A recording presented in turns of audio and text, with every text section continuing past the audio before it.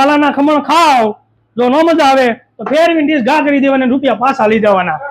આખા સુરતમાં કરી લેવાનું ભ્રમણ, તોય તમને ખાવા નહીં મળે બાલા જેવા ખમણ.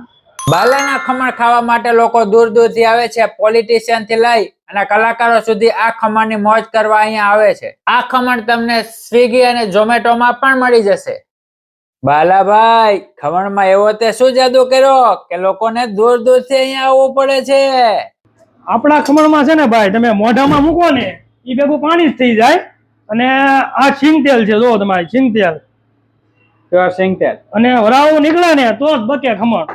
એકવાર તમે બાલાના ખમણ ખાવ, જો ન મજા આવે તો ફેરવીને ડીશ ઘા કરી દેવાના, રૂપિયા પાછા લઈ જવાના. અને સુરતના ઘણા ખરા નામે કે કલાકારો અને તમારી જોડે બધા આવતા ઇન્ફ્લુઅન્સરો એ પણ લોકો આવી ગયા છે. અને ઘણા લોકો એમ કહેતા હોય છે કે તમારું નામ થયું એટલે તમે આમ ન કરો તેમ ન કરો, પણ આપણું સૂત્ર એક છે, ખાસિયા સમાજ તો જીવશે સમાજ, ખાસિયા સમાજ તો જીવશે સમાજ. સુરતના ફેમસ બાલાના સીધ લાઈવ ખમણ. અને સાદગીથી મોટી કોઈ સુંદરતા નથી, સાદગીથી મોટી કોઈ સુંદરતા નથી. વાહ ભાઈ વાહ.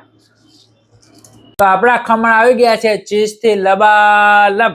આ જ ખમણ ખાવાની કઈક મોજ અલગ જ હોય છે. અને એમાં પણ જો બાલાના ખમણ મળી જાય ને તો ભાઈ મોજ મોજ અને મોજ. તો તમે ક્યારે આવો છો બાલાના ખમણ ખાવા?